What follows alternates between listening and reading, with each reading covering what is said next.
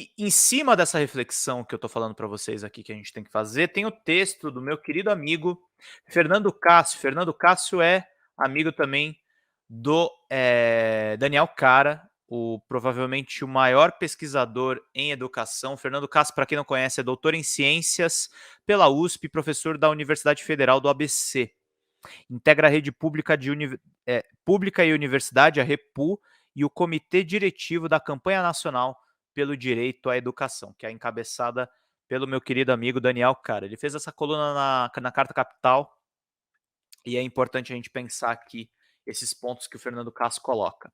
A derrota eleitoral de Bolsonaro é só o começo. A nossa revolta e indignação devem permanecer acesas. Paulo Freire ensina.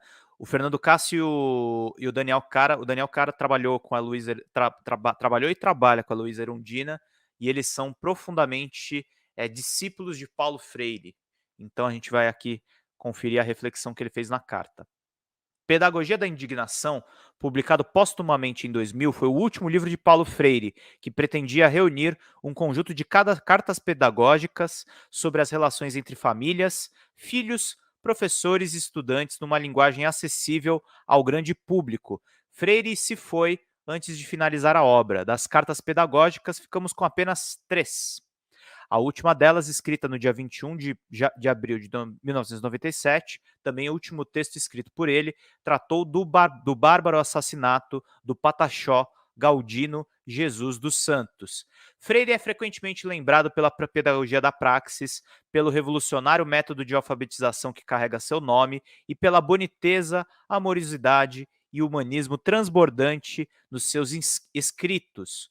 O educador, apesar disso, também era um homem indignado, que reivindicava o direito de sentir uma justa ira fundada na revolta em face da negação do direito de ser mais. Em sua Pedagogia da Autonomia, que é um livro de 1996, outra obra da maturidade, Paulo Freire afirmou que nunca se permitira cruzar os braços diante da miséria, esvaziando a sua própria responsabilidade no discurso cínico, que fala da impossibilidade de mudar porque a realidade é mesmo assim. O educador indignado que valorizava a justa raiva, porém, sabia diferenciá-la do ódio puro ou simples, ou, nas suas próprias palavras, da raivosidade irrefreada. Sobre o assassinato de Galdino, Freire registrou que não era possível refazer este país, democratizá-lo, humanizá-lo, torná-lo sério, com adolescentes brincando de matar gente, ofendendo a vida, destruindo o sonho, inviabilizando o amor. Aliás, essa frase aqui é muito boa. Ó, eu vou repetir para vocês, porque acho que ela pega e ela explica muito por que o Brasil estava num buraco no governo Bolsonaro. Mandem superchats, gente. Vocês estão gostando da seleção de textos para eu continuar trabalhando. Mandem contribuições aqui para a gente manter o nosso canal e deem likes para aumentar também o alcance dessa live. Freire registrou que não é possível refazer esse país, democratizá-lo, humanizá-lo, torná-lo sério, com adolescentes brincando de matar gente, ofendendo a vida, destruindo o sonho, inviabilizando o amor. O Fernando Cássio ele fez esse ótimo texto, mas ele poderia descrever por aqui que o Freire imaginou justamente o Brasil do Bolsonaro, em que você tem jovens brincando de matar gente. Freire não viveu até a segunda década do século XXI para ver Jair Bolsonaro e seus asseclas estimulando crianças e adolescentes à raivosidade irrefreada, que viceja nos seguidos e aterradores casos de violência armada ocorridos nas escolas do nosso país. No início deste mês, um adolescente de 15 anos atirou contra 3 colegas em uma escola estadual em Sobral, no Ceará, município conhecido como uma meca da aprendizagem no Brasil. 2 pessoas foram atingidas na cabeça. A arma utilizada nos disparos estava registrada no nome de um colecionador, atirador desportivo e caçador, o CAC. Devemos ao governo Bolsonaro e à sua sanha de armar até os dentes a população civil a popularização da sigla CAC. Numa escola municipal da cidade de Barreiras, Bahia, poucos dias antes da tragédia de Sobral, um adolescente de 14 anos matou a facadas uma colega cadeirante.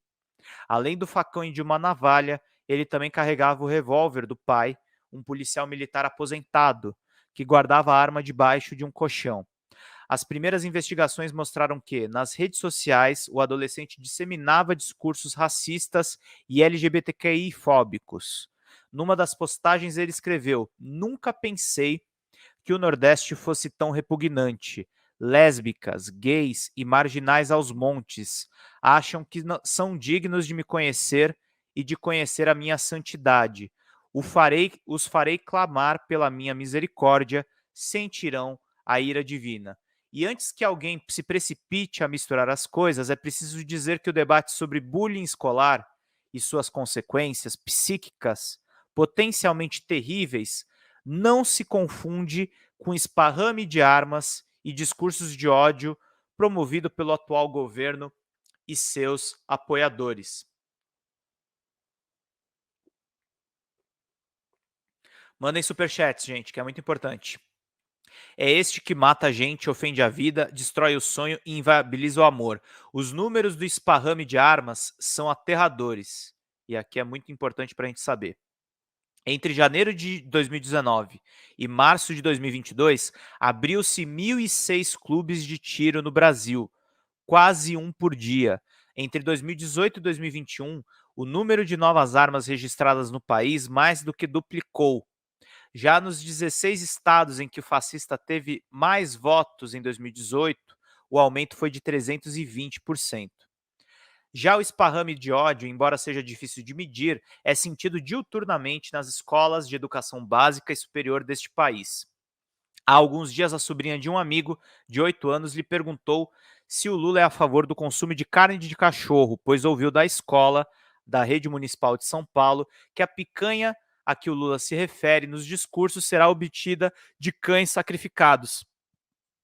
É este o nível de brutalidade produzido por essa corja. Crianças de 8 anos temendo que seus cachorrinhos virem churrasco a mando do PT.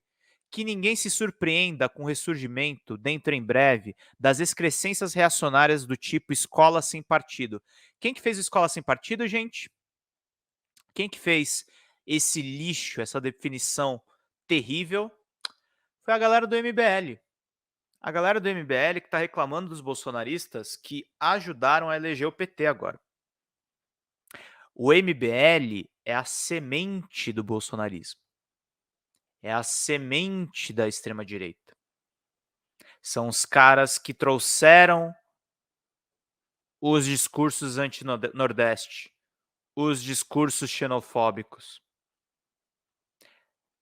Criminalizavam a arte LGBTQIA+, no caso do Queer Museum. Associavam os LGBTs com pedofilia. Era o MBL que fazia isso.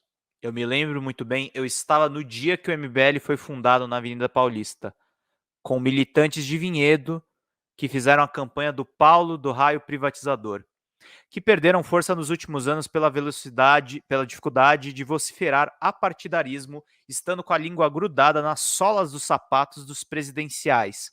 A baba tóxica, diz o Fernando Cássio, dos reacionários é muito mais fluida quando eles estão na oposição, com a diferença de que agora existem mais defesas do que antes.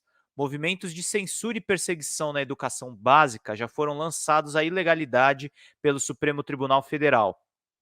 Nas universidades, por outro lado, ainda temos um longo caminho a percorrer no sentido do fortalecimento da autonomia universitária, tarefa postergada pela geração pós-diretas que duvidou, deixa eu colocar aqui grandão aqui, que duvidou da possibilidade do retorno da ditadura e do fascismo. Adorno e Brecht avisaram.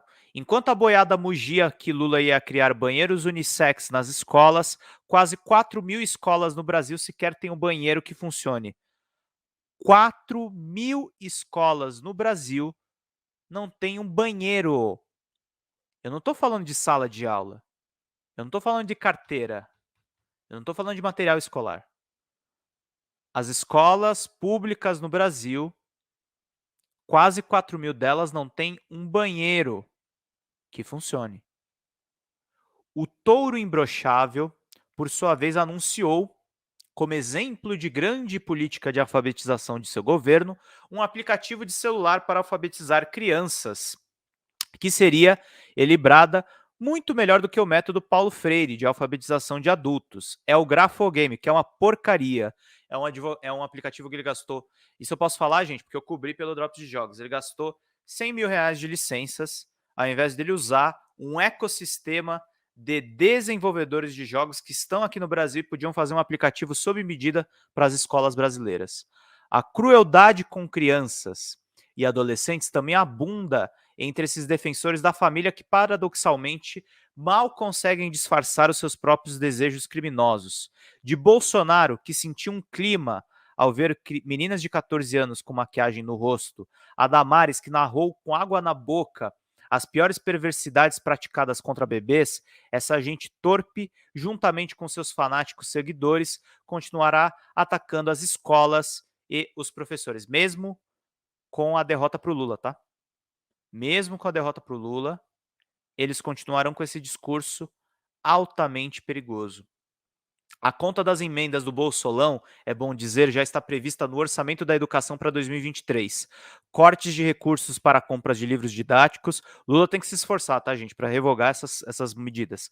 Construção de creches, melhorias da merenda escolar, valorização dos profissionais de educação, funcionamento das universidades e institutos federais, pesquisa e inovação, etc, etc. Diante de uma vitória de Lula e do restabelecimento de determinados espaços de disputa, teremos muito a disputar. Pela primeira vez, eu vou falar, lembrar que o ódio e os odiosos do bolsonarismo também se combatem com aquela justa raiva que penso que o maior educador reivindicava o direito de sentir. Sim, é tempo de frentes amplas, de alianças pragmáticas e de suspender rivalidades em prol do objetivo comum de derrotar o fascismo nas urnas. Mas é preciso também manter elevados os nossos níveis de indignação e da revolta contra o que esse projeto abjeto tem provocado e continuará provocando em nossas escolas e universidades. Essa coluna do Fernando Cássio está excelente, gente. É muito importante ter esse tipo de revolta dentro do setor de educação. E ele fala com conhecimento, assim como o meu amigo Guilherme, o meu amigo Daniel Cara fala. Outro dia, em Foz do Iguaçu, alguém me perguntou como era possível vencer o medo e resistir em um estado governado por inimigos da educação e apoiadores de Bolsonaro. Ao que uma professora respondeu: a gente anda em bando. Pois bem, o nosso desafio histórico é fazer com que o nosso bando seja sempre maior e mais revoltado do que os fascistas. A derrota eleitoral de Bolsonaro é só o começo. Esse texto do Fernando é quase que uma carta compromisso, que eu acho que todos nós aqui da Folha Democrata devemos ter. É um convite à reflexão e um convite à verdadeira revolta. Não é uma revolta com o vídeo do Bolsonaro, não é uma revolta com a fala dele sobre as venezuelanas, é uma revolta contra o conjunto e fundamentada nesse grande teórico que é o Paulo Freire, que é um cara propositivo, um cara perguntador, um cara que sabe construir as dúvidas com os estudantes, mas que, ao mesmo tempo, tem a revolta com a configuração do sistema capitalista. Com a configuração de como o capitalismo deturpa o que é a educação, o que é a nossa formação cultural, porque no final das contas a educação ela forma primordialmente duas coisas, cultura e ciência. E o bolsonarismo, quando ataca esses alicerces, ele não poderia produzir outra coisa a não ser a tragédia dos 700 mil mortos que nós tivemos na pandemia do novo coronavírus.